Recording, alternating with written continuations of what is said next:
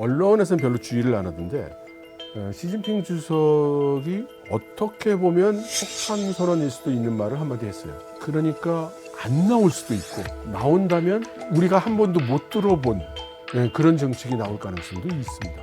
특히 트럼프 행정부는 나는 한 놈만 패겠다.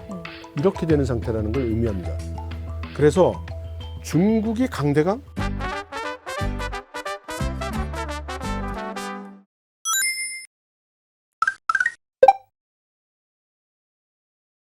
트럼프 행정부가 입각을 했고 네. 중국에 대한 제재가 어떤 수준으로 나올지 굉장히 관심에 초점이 쏠려 있는 상황이잖아요. 네네. 근데 딱 이럴 때 말하자면은 과거 트럼프 일기 때 그야말로 압박을 가장 크게 줬던 회사는 화웨이 창업자를 비롯해서 네네. 이 딥시크 창업자까지 모두 예. 모은 자리에 예. 이제 7년 만에 시진핑이 나타났다 이렇게 네. 되니까 예. 밖에서는 좀 지금 중국이 미국의 강대강으로 가려고 하는 건가? 이런 생각이 좀 많이 나오고 있는 것 같은데요.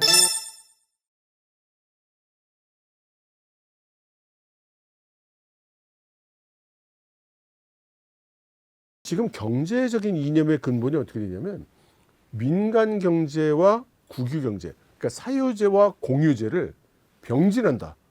같이 운행한다. 그래서 이 두 개 중에 어느 하나도 소홀히 하지 않는다. 이렇게 얘기를 하고 있습니다.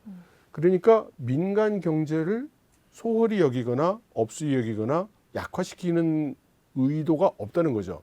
그래서 이번에 시진핑 주석이 솔직히 좀 그런 면도 있었던 것 같아요. 만천하에 공개를 하는 거죠.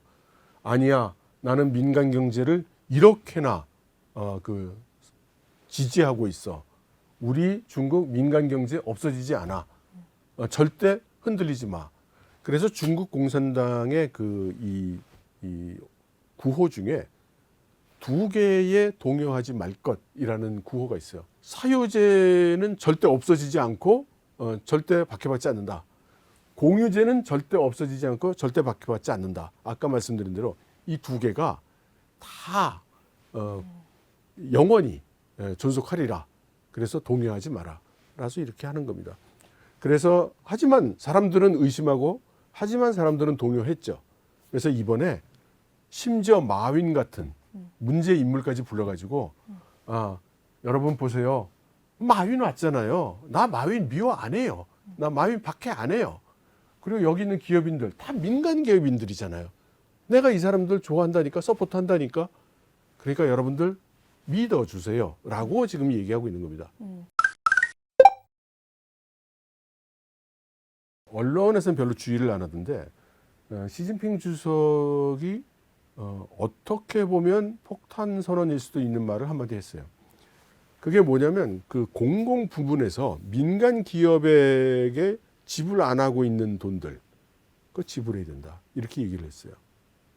그게 뭐죠? 글쎄요. 이게 이제 우리 개념으로는 너무나 당연한 소리를 하고 있어. 이렇게 될 텐데 실제로 그 중국에서 그 기업 활동을 하다 보면 예를 들어 관공서나 공공기업, 국영기업 같은데 납품을 하고 돈을 못 받는 경우가 엄청나게 많아요. 네. 그러니까 안 주는 건 아니에요. 이자까지 쳐서 다 줘요. 근데 언제 주느냐 말이죠.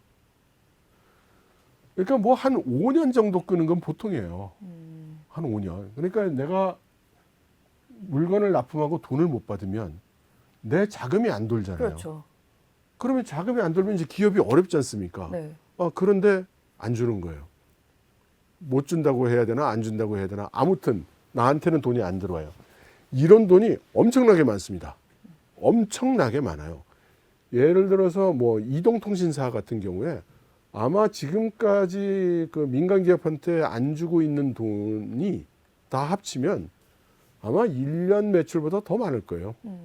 그러면 돈을 못 받으면 어떡하느냐. 첫째는 이제 그때까지 예를 들어서 상황을 볼 때 이 돈 받으려면 한 5년 걸리겠네 라고 하면 5년간의 금융 비용까지 다 원가에 포함시켜서 납품을 하는 거예요. 그러니까 애초에 약간 단가도 조금 높게 책정하고 들어간다. 높을 수밖에 없죠. 국영기업하고 거래를 오래 한 그 민간 기업인들은 그 국영기업 높은 사람들 다 알아요.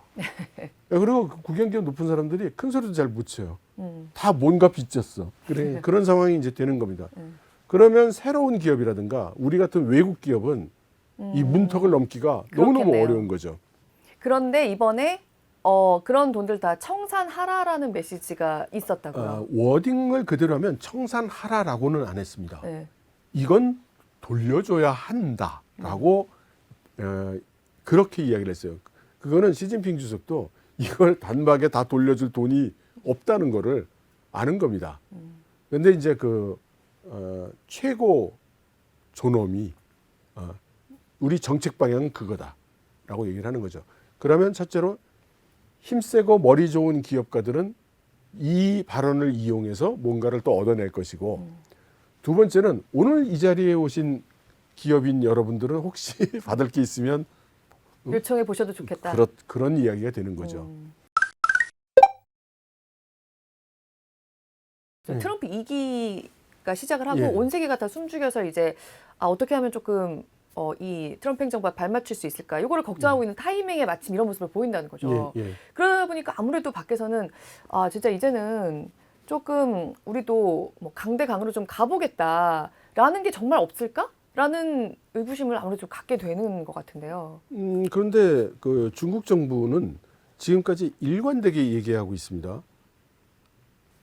좋게 말로 협상하자라고 계속 중국 정부는 그 얘기는 계속 하고 있어요. 네. 그러나 네가 나를 어퍼컷을 쳤으니 나는 잽 정도는 던지겠다. 지금 이렇게 하고 있는 거고요. 그래서 이거를 그 중국이 지금 강대강으로 가고 있다고는 얘기할 수 없습니다. 네. 그러나 스탠스를 분명히 하고 있죠. 네. 정말 부딪힌다면 우리도 끝까지 해보겠다. 내가 그 말뜻은 뭐냐면 우리는 아직 시작도 안 했어.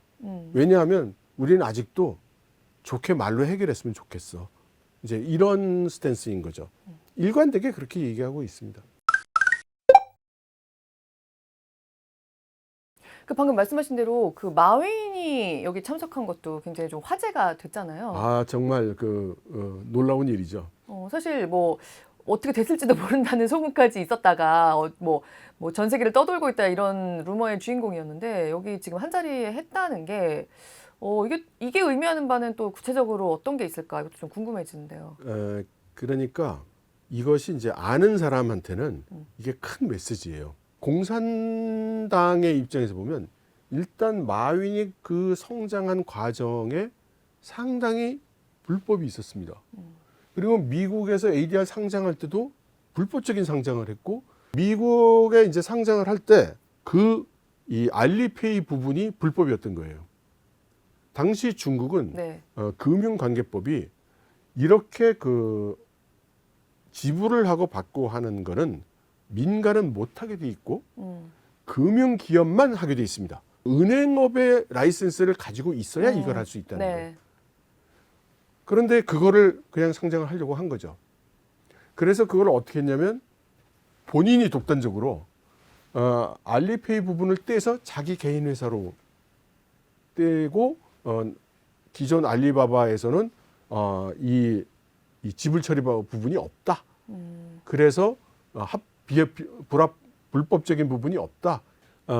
그리고 실제로 알리바바의 이커머스가 시작이 되면서 거의 100만 개가 넘는 중간 유통상들이 이제 도산을 했습니다. 그래서 중국에서 마윈 좋아하는 사람이 그렇게 많지 않습니다. 알리바바에 대해서 호감을 가진 사람도 그렇게 많지 않아요. 동네 따라 틀립니다. 대도시에 좀 고액 연봉 받고 사는 사람들은 나도 마윈처럼 되고 싶어 이러고 다니지만 길거리에서 노동하는 사람들 입장에서는 마윈 때문에 나는 일자리도 잃고 이렇게 됐어 라고 하는 사람도 꽤 있는 겁니다. 마윈을 다시 이 자리에 불러와서 그 기라성 같은 인물들 사이에 앉히고 시진핑 주석이 앞에서 좋은 얼굴로 이야기를 해주는 거는 이제 너의 죄를 모두 사하노라. 그러면서 시장에 던지는 메시지는 뭐냐면 내가 심지어 이런 사람도 살려주는 사람이야. 우리가 이런 가로 열고 악덕, 가로 닫고 기업가도 우리가 이렇게 해준다니까. 여러분 걱정하지 말고 그러니까 민간 기업 활동하세요. 이렇게 이런 겁니다. 중국 민중들, 중국에서는 인민이라고 그러죠. 중국 인민들이 의혹을 갖기 시작한 상황이었어요. 어떤 면에서요?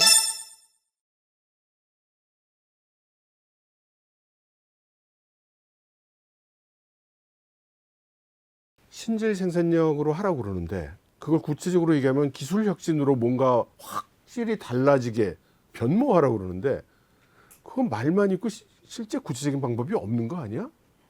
이게 실제 그게 가능한 얘기야? 이제 이런 의심들을 이제 하기 시작한 거죠. 이런 상황에서 딥시크가 터진 거예요.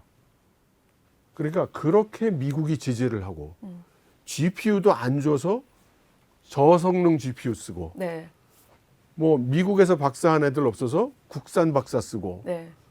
큰 기업도 아니고 작은 기업인데 몇 명 되지도 않는 인력이 이러한 조건에서 미국에 엄청난 돈을 투자한 네. 그런 거대 테크 자이언트들이 한 것과 똑같은 성능의 그런 AI를 요만큼의 리소스만 써서 할 수 있게 만들어냈다. 네. 그러니까 이게 중국 공산당한테는 광명의 빛이 보이는 거죠. 그러면서 이제 시진핑 주석은 그렇게 말은 안 했지만 보아라. 이것이 신질 생산력이야. 응? 그러면서 이제 여러 기업인들에게 맞지?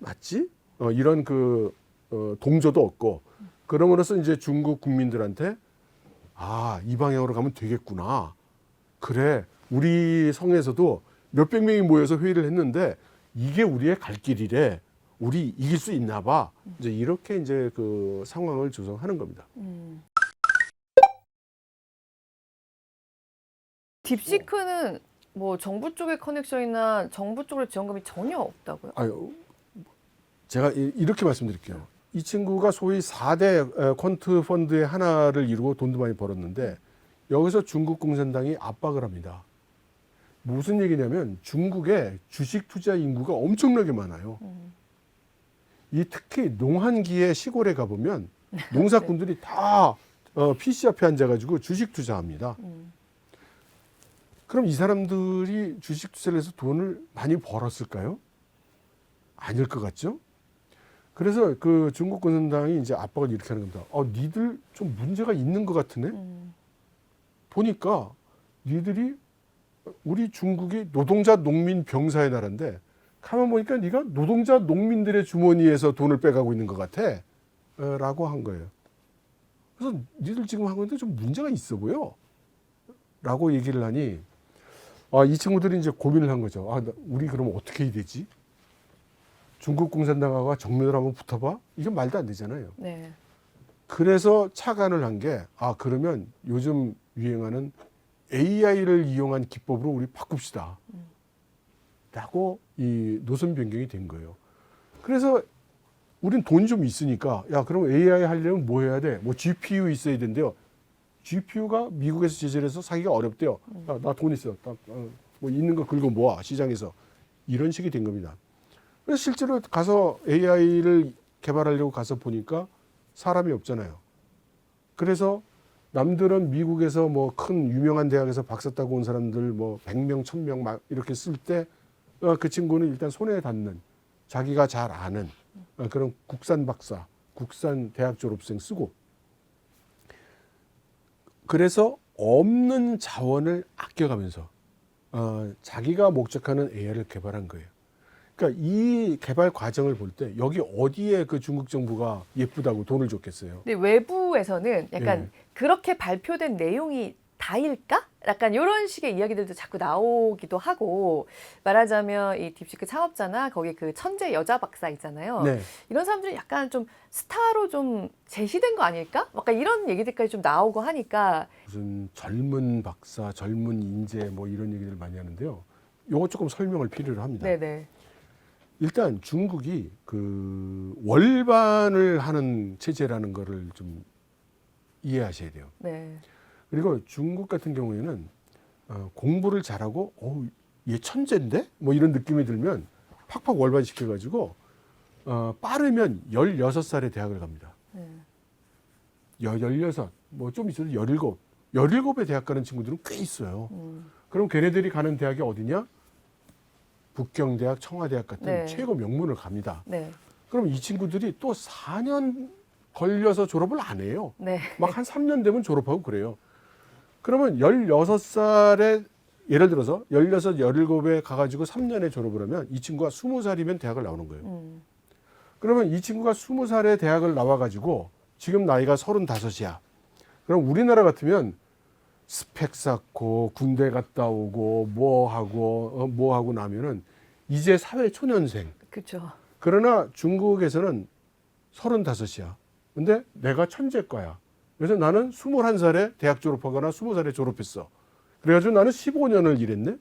근데 중국의 기술 발전 속도, 중국의 경제 발전 속도는 일반 국가의 한 2배는 되는 거예요. 네. 그러니까 한국으로 치면 한 30년 커리어가 있는 정도의 사람의 역할을 하는 겁니다. 35살 먹은 친구가. 그래서 이거를 우리가 보는 시각에서 아유 중국은 젊은 애들이 뭐 이런 걸 해서 젊은 거 맞습니다. 천재? 맞습니다. 그러나 얘네들이 경험이 일천하다든가 또는 뭐 능력에서 그래서 한계가 있을 거라든가 이런 생각을 하면 안 됩니다. 중국 경제를 바라볼 때 항상 어떤 그 모순적인 모습이 나타날 때가 있습니다. 누군가는 지금 중국 경제가 좋다고 얘기를 하는데 어떤 사람 입장에서 보니까 어떤 사람은 중국 경제가 형편없다고 그래요. 이거는 중국 경제의 한 특징인데 크게 볼 때 소위 대외 무역권과 이제 그 대내 무역권이 상당히 유리돼 있기 때문에 이제 그렇고 또 하나는 지역에 따른 차이가 많기 때문에 그렇습니다. 그러면 이 대외 무역권이라는 건 뭐냐면 수출을 위주로 해서 이 돈을 버는 이 기업군들은 대부분 굉장히 큰 물건보다는 우리 소소한 것들이 많죠. 뭐 테무에서 파는 물건들 같은 거라든가 이런 일용자파 같은 게 많아요. 그러다 보니까 경공업 위주고 기업들이 크지가 않습니다. 그럼 이 기업들이 돈을 잘 벌면 수출이 잘 되면 돈을 잘 벌겠죠. 네. 이 기업들을 주로 상대하는 사람들 입장에서 보면 지금 중국 경제가 좋아 이렇게 인식을 하게 되는 거예요.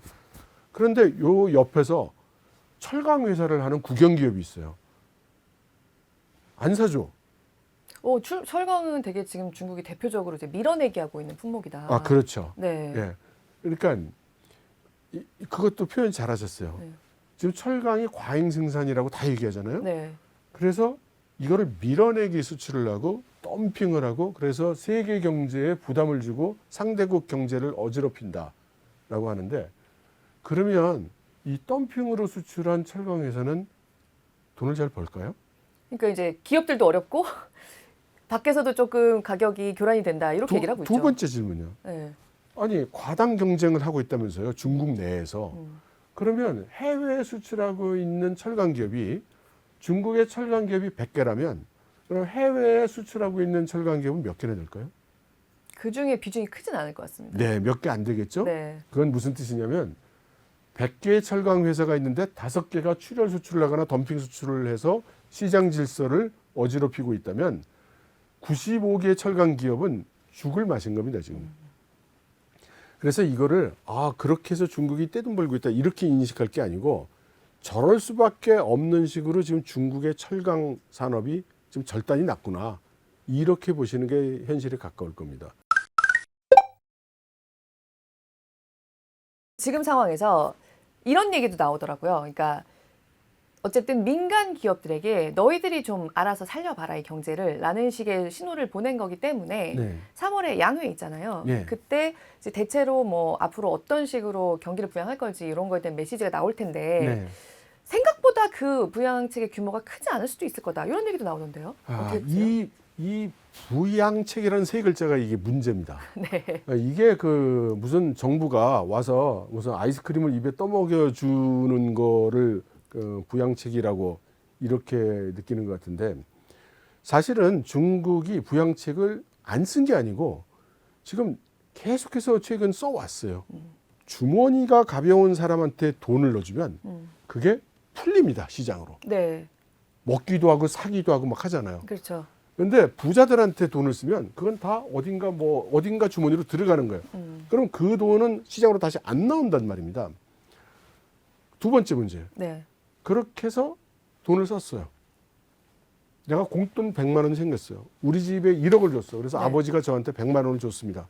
그럼 제가 나가서 오늘은 내가 살게 그러면서 한 잔 마실 수도 있고 걸지게 저녁을 먹을 수도 있어요.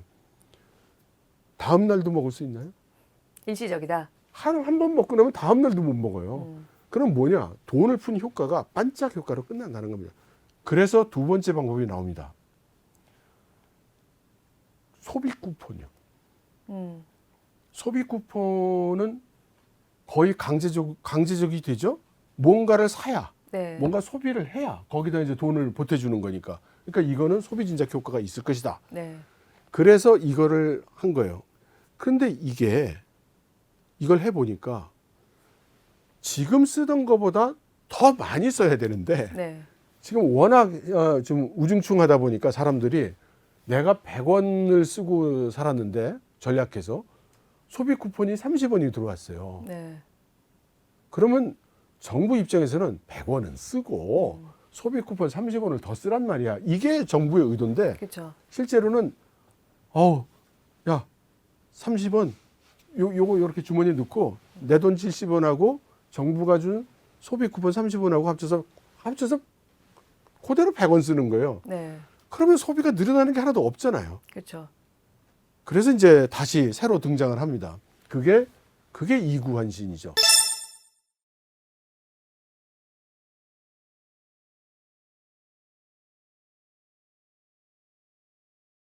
강제로 뭔가를 사게 만드는 거예요. 그냥은 안 준다. 내가 쿠폰. 휴대폰 사면 휴대폰 살 때 내가 30% 보태줄게. 테레비 사면 내가 30% 보태줄게. 이런 식으로 한 거예요. 양신 정책을 그래서 지금 하고 있고 금년에도 계속 추진을 하고 있고 넓히고 있어요. 확대하고 네. 있습니다. 그게 좀 중국의 소비 경기 살아나는데 역할을 했다 이런 얘기가 좀 나오더라고요. 그 얘기가 최근에 와서야 네. 규모도 확대가 되고 계속해서 그 홍보를 하니까 최근에 와서야 조금씩 효과가 나오는 것 같습니다라고 그렇게 피드백이 들어오고 있습니다. 네. 지금 외부에서 3월에 양회에 대해서 가지고 있는 몇 가지 기대들이 있는데 네. 그거는 지금 중국이 생각하고 있는 양회에서의 발표 내용과는 상당히 좀 괴리가 있는 생각들을 좀 하고 있다 외부에서. 이 양회 이야기를 하는 것이 좀 머뭇거려지는데요. 네. 그 이유가 우리가 작년에 그 중국 정부에서 발표한 내용을 별로 이렇게 중요하게 생각하지 않고 넘어간 부분이 있는데 그게 네. 뭐였냐면 작년 양회에서요. 예, 네. 작년 양회에서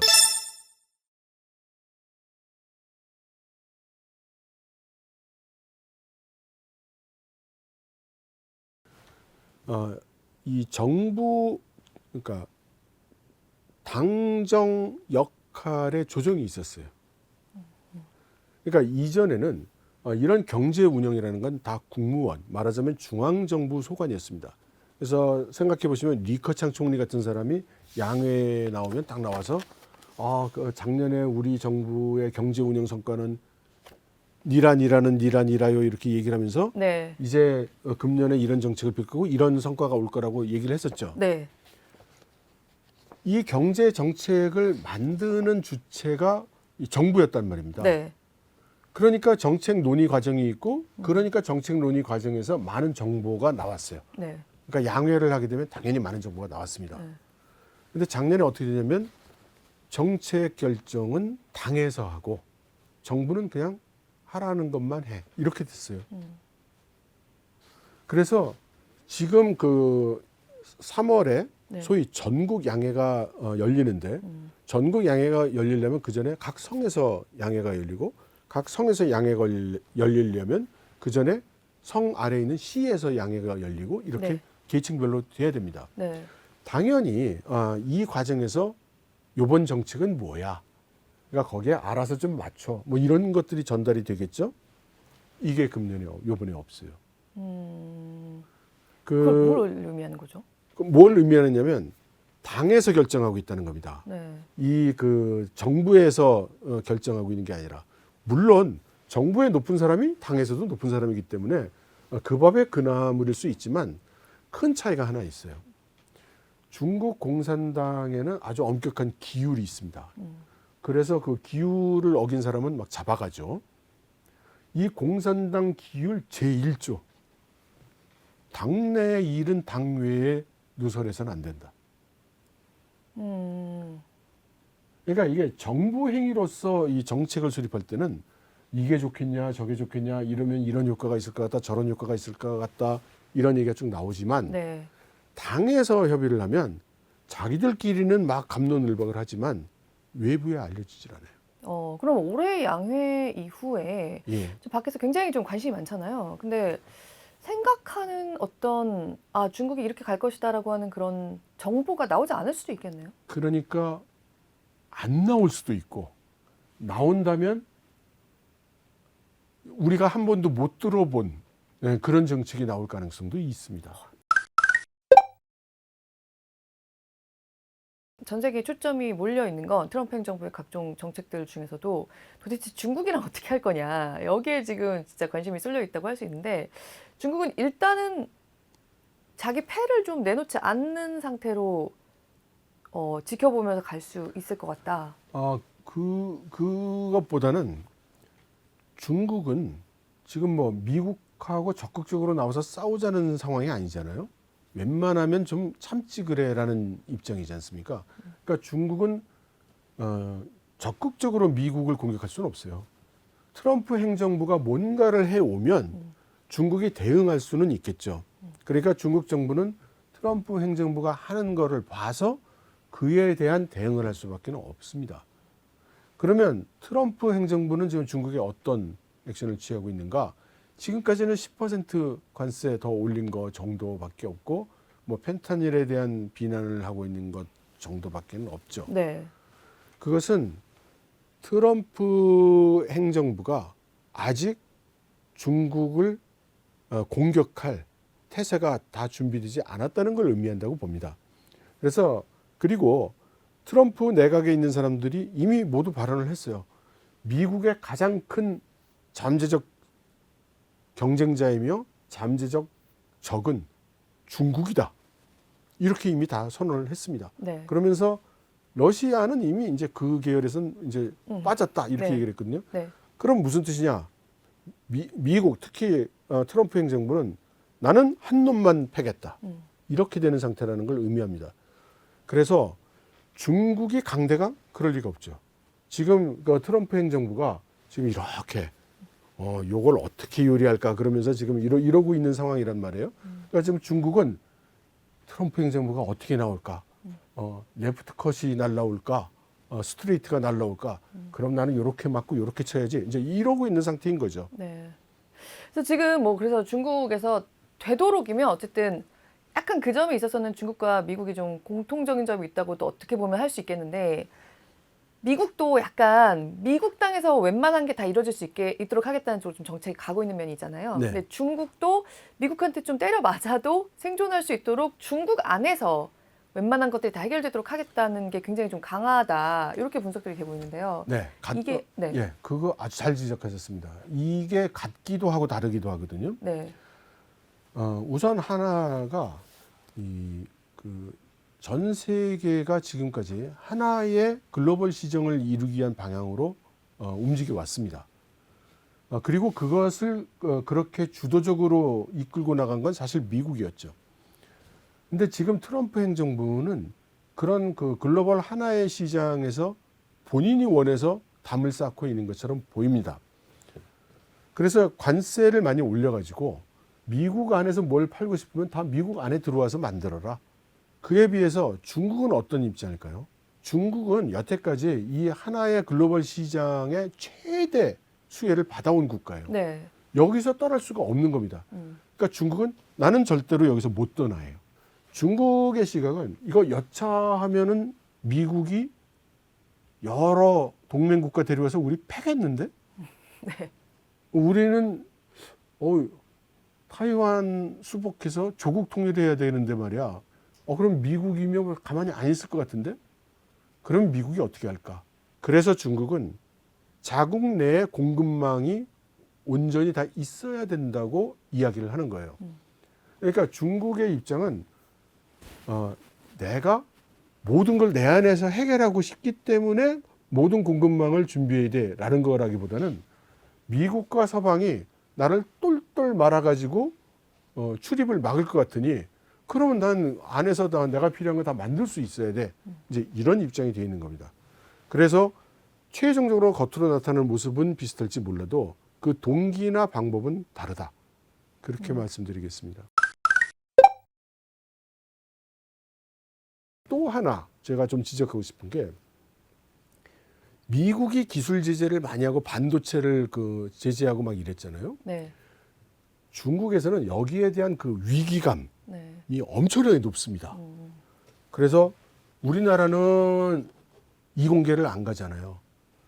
왜냐하면은 이공계 나오면은 그 인생의 막바지가 골목길에서 치킨 튀기다가 외롭게 그렇죠? 그렇게 그 독거노인이 되는 그런 모습이 그려지잖아요. 앞으로 그러면 안 되겠죠. 예. 네. 그런데 중국은 지금 그 젊은이들, 고등학생들 보고 너 앞으로 뭐가 되고 싶어? 그러면 저는 국가와 민족을 위해서 꼭 이공계를 가서 훌륭한 엔지니어가 돼서 반도체를 개발해내고 말겠습니다. 이런 분위기란 말이에요. 그러면 1년에 이런 친구들이 몇 명이나 나오느냐? 1년에 중국에서 이공계가 600만 명이 넘게 나옵니다. 이 중에 반도체 학과를 졸업한 애들이 70만 명이 나와요. 그러면 이 친구들 중에 만에 하나, 문자 그대로, 만에 하나 뭔가를 터뜨리는 애가 나온다고 그러면은 1년에 몇십 명씩 나오는 거예요. 그래서 무섭다는 것이고, 그래서 이 잠재력을 우리가 무시할 수 없다는 것입니다. 반면 중국의 체제라든가 이런 것들은 너무나 그 후진적인 요소가 또 많기 때문에 이게 마이너스로 굉장히 작용을 하죠. 그러니까 결국은 플러스적인 요소가 충분히 있고, 그런데 그에 못지않게 마이너스적인 요소도 너무나 크기 때문에 쉽게 이 판단을 못 내리는 거죠.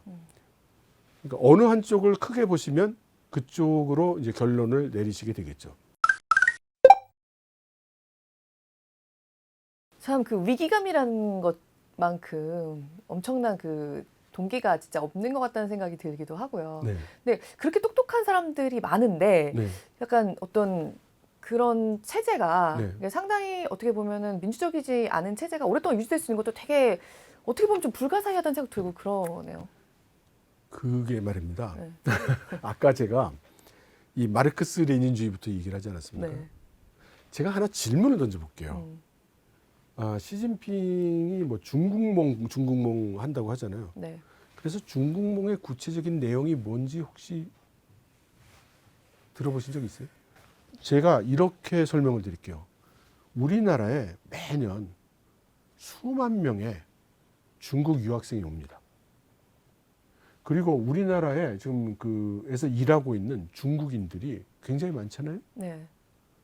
그럼 그냥 감으로 이 친구들이 중국으로 돌아갈 때 한국은 너무나 선진국이야. 특히 한국의 정치는 너무나 선진적인 것 같아. 우리 중국도 한국 같은 정치 체계로 바꿔야 될 것 같아. 라고 할 것 같습니까? 중국의 체제나 이념을 네.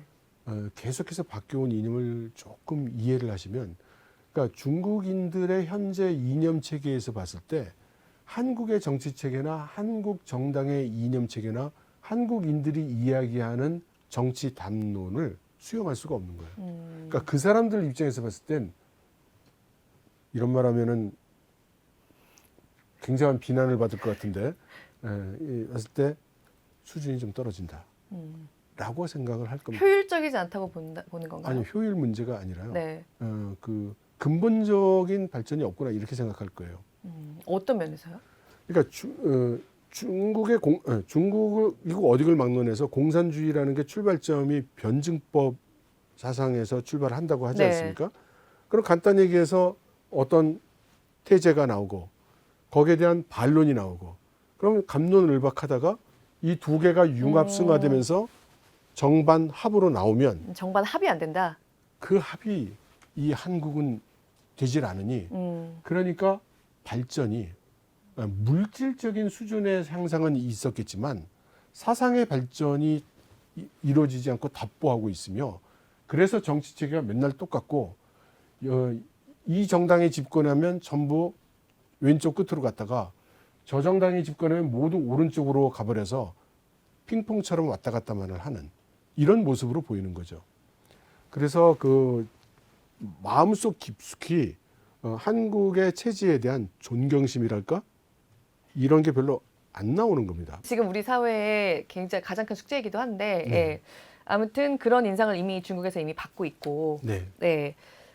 그런 점에서 밖에서 보는 것보다는 그런 변증법적인 정반 합의 그래도 중국에서는 느리지만 이루어지고 있는 체제라고 중국인들은 생각하고 또 그런 모습이 있다. 그렇습니다. 네.